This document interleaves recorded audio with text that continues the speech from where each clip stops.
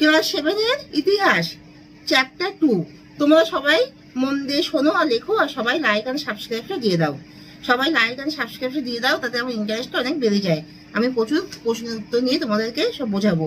তোমরা সবাই মনোযোগ সহকারে শোনো আর লেখো। তাহলে ইতিহাস ক্লাস 7-এর চ্যাপ্টার 2। বঙ্গ নামের প্রথম উল্লেখ পাওয়া যায় কোন গ্রন্থে?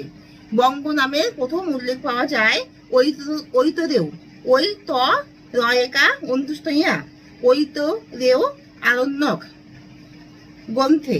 প্রাচীন বাংলার সীমানা তৈরি হয়েছিল কোন কোন নদী দিয়ে? প্রাচীন বাংলার সীমানা তৈরি হয়েছিল ভাগীরথী, পদ্মা আর মেঘনা নদী দিয়ে।